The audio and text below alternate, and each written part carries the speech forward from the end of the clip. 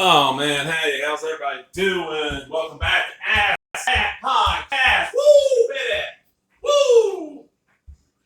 Here on YouTube. Woo! Now this is okay. I don't know how long. All right, when this came out, which would be what 86. It's summer 86. I was 11, 12. I at the time was reading Spider-Man off and on. But the only comic I was reading regularly where like the storyline continued, and sometimes you'd have to buy issues of the comic, was the X-Men. 86. Was there another X-Men title in 86? Did the X-Factor started by then? I think New Mutants was out at least. But I remember I went to K&B Drugs with my mother. The K&B Drugs and Food World's where I got all my comics. K&B Drugs had the best, like they had 2 spinner racks, plus they had a huge section of their magazine rack they put comics on. And then Food World had a huge selection. So between the two, I could get pretty much any comic I was looking for. Because by 86, I was 12. I was hitting comic shops when I could. But every week, Mom had to go to K&B Drugs to get something, then go to fucking Food World, 2 chains that don't exist anymore as far as I know, pick up stuff. So I knew I could get my stuff there. Well, I went in, and this was, let's say August? It was August. And I saw this cover, and I was like, hey, it looks pretty good. Web Spider-Man number 17. You know, the mean-looking guy with the spices named Madden. He wants to channel 100 gallons of molten slag through Spider-Man's chest. Our money's on the little guy with the whips. Don't dare skip to the last page. I'm like, oh, what's that? And then I saw this in the top corner. I said, Missing in Action begins here. It's Marvel's 25th anniversary against Spider-Man Red. I'm like, what the fuck? And it was 75 cents. Well, back then, I was 12, so my allowance was probably a couple bucks a week. $3, $4. Maybe even 5. Probably by then, it was probably about 5. So I'm like, okay, I can buy this. Well, I bought it and read it. Like, I sat there, actually, if I remember right, this was at K&B Drugs, so we usually went there first because your grocery got cold shit. I sat there and read it and bought it. Like, sat on the magazine, brought it in for Mom to get through doing shit, read this, and I'm like, oh. So, I knew it was going to continue the rest of Spider-Man titles, so we went to Food World, I picked up the rest. Well, this little storyline, honestly, if it wasn't for one little thing that happens in the final issue, it would be completely forgotten. As a kid, I read it and loved it. It's one of those storylines where they've never put this out in trade because it's 4 issues. It's 2 issues of Web of Spider-Man, 1 issue of Peter Parker's Spectacular Spider-Man, or whatever they're calling it then, and then 1 issue of The Amazing Spider-Man. And it's got some good talent on it. But it wasn't until Wizard realized something that I should have caught as a kid. And it's also probably around the time when I was getting out. This last storyline Spider-Man I really read. That made this all of a sudden go from being just a forgotten storyline, a way for them to maybe sell us a few more books that summer. Because these are August covers, so they probably came out in June. So let's get started. We got Dave Michelini, okay, good, right? Mark Silverstreet's adventure, Vince Colez anchor. That kind of drops down. Rick Parker lettering. Jim Owsley the editor. That is Christopher Priest. So it's just, a Spider-Man story. He's fighting this Magma guy. Now, this one did come from my comic shop. I got 2 of these from my comic shop, and the other 2, and I'm glad one of the 2 I got was not from my comic shop, I picked up at my local vendors emporium, say, Antique Mall, and the guy didn't want much for him. So that's this whole story, and look, expect the unexpected, the new universe right before it started. I love the new universe.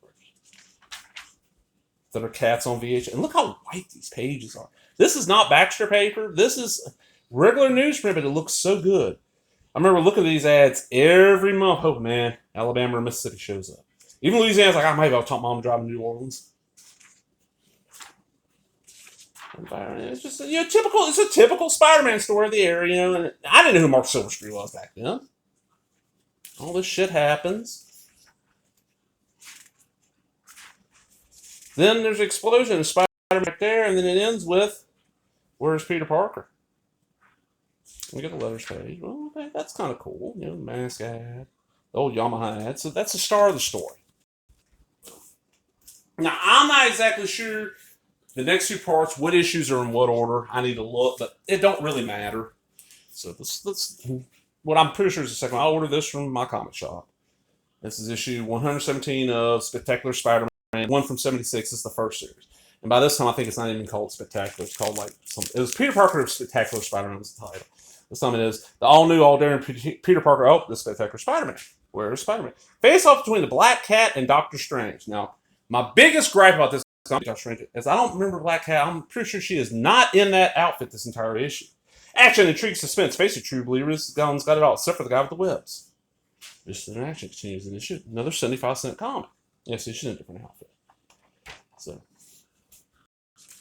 and it's her breaking into the Sanctum Sanctorum. And we found out why. This guy's like Scuzz from the DP7 title. And the Foreigner. Y'all remember the Foreigner, not the band? Like this assassin. But he was foreign. Oh, sorry. And there's Doctor Strange talking to her. And then the Foreigner. Why is her butt white? I don't even like this look of Black Cat. It don't look right. And I wonder why she's got a different look on the cover. And it's just, I liked it that this was a way they kind of, I think they were trying to use this to see if like Black Cat could hold her own title at the time. I'm not sure, but that's what I'm thinking. And when we get through this, I'm like, okay, you know. And we get the same page on the last one. But here's what I don't get. Okay, Peter David did the script. Rich does the storytelling, but Dwayne Turner is on pencils. Dwayne Turner's art's a lot better than this, but it might be the inks. We got Bob McLeod, Del Barris, Keith Williams, and Joseph Rubinstein on the inks. 4 people did the lettering. 1 person on the coloring, Jim Owsley. So I think this might have been a rushed issue, and I don't remember Black Cat ever showing up in this outfit again. But you know, that's why we still don't know where Spider-Man is. So the next one, as far as I know, like I said, these might not be the exact order, but the 2 middle issues don't matter as much. And this is one that came from vendors. It's a little bit more beat up. It said 250 out of it. This is Spider-Man 279. Now, most of y'all out there know, you know, modern day fans, who is Spider-Man's biggest villain? You know, it's going to be Venom. Venom first appeared in what, 298, 299, 300, right around there. So this, you know, let's say 299. So this is 20 issues. This is almost 2 years before Venom appears. Where's Spider-Man? Face off between the Jack-O-Lantern and Silver Sable. This is the first Jack-O-Lantern that became the Hobgoblin for a while. And so they missing an action tree, except for the guy with the webs. And Silver Sable is kind of connected to Far, and they're saying, okay. And on this one we got Tom DeFalco writing, Rick Leonardi in the pencils, Vince Coletta doing it. God, how much shit did he work on? And that's another thing. That outfit does not look like what she's got on this. But it is basically Silver Sable. Good art by Rick Leonardi. Ends up taking on Change the Spider-Man, Silver Sable wants you. Good pay, excellent benefits. Yeah, they're trying to find Spider-Man. There's the Jack-O-Lantern. It's just a good way. These are fun little one and introduced me to, like, you know, I knew who Jack-O-Lantern was. Got seen him in probably in some like Machine Man issue. I knew Silver Sable. I knew the name. You know, it's not a bad little comic. 75 cents. You know, all 4 issues together. You know, it's what, $3 plus tax. That's not bad. Now, $3 can't even buy you a comic that I know of. You know, not a new one. This ain't the best lyric in already, but you got Vince Coletta ink it. And it ends like, you know, every other one. The story gets resolved. And then we get that page again. So there we go. Now, this next one, if you're a Spider fan, you're going to recognize this cover. And you're going to realize where I was going with this, if you haven't already. This is the one, like I said, I'm glad I got there, because I don't want to pay. This is Web of Spider-Man 18, Where's Spider-Man? Mission actually continues in this issue. We get Spider-Man costume in. Now, this is the 4th part, and this explains what going to happen to Spider-Man.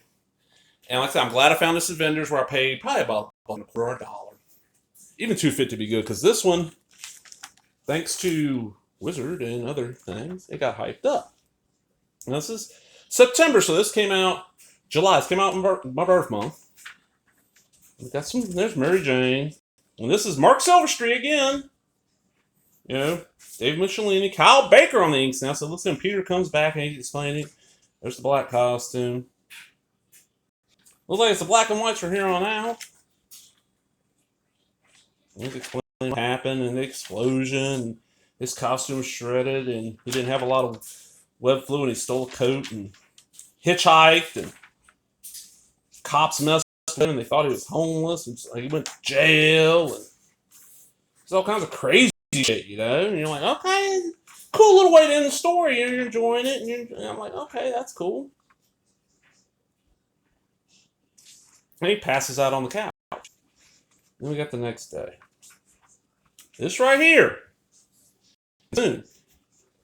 My expenses Appalachia were paid for, but didn't make any freelance money. I'm broke as ever. Looks like an express train's been rerouted to the local track. I better step back until... Huh? See that hand shoving him? And notice how his spider sense didn't go off. The boy! He'll be run over! Rumble! Never seen anyone move so fast, but he's so pale. You'd be free too, fella, if you'd almost been killed. I'm not shaking because I was almost killed. I'm shaking because I was almost killed and my spider sense didn't warn me. To be continued. Dave Michelini, Mark Silverstreet, Kyle Baker. This is, I think it was Dave Michelini. This is the first appearance of Venom. That hand that shows him is Venom. At the time, the idea was the black costume, the symbiote, had survived and was on a woman. Venom was going to be a woman. So this is technically the very first appearance of Venom. It's been confirmed. It's not super well known anymore. People have kind of forgotten about it, but it is one of those where, like, I wouldn't be shocked in a few years, like if the Venom movies keep on doing like they're doing, that this ends up becoming like, $50, $60 book, because you will find more high-grade copies of, what is it, $298, $299, $300, Amazing Spider-Man, whatever issue it is. It's the first appearance of Venom, the full first appearance, out there, then you'll find this. Because people have forgotten again. When they announced this in Wizard, this book shot up quick. It went from being like, cover price $150, around there. Also, this is $20, $25 book. And you've had Todd McFarlane, I created Venom. Well, no, yeah, you kind of did, but Dave Michelini and Mark Silverstreet and Kyle Baker did too, because, the Venom tongue and all the slobber, that's an Eric Larson thing. Like, Venom has, the Venom we know now is thanks to many other people. This is just one I never heard anybody talk about, so I wanted to do this. I hope y'all enjoyed that. And remember, if you did, give me a thumbs up, leave a comment, subscribe, all the other bullshit. Talk to everybody later. Bye-bye.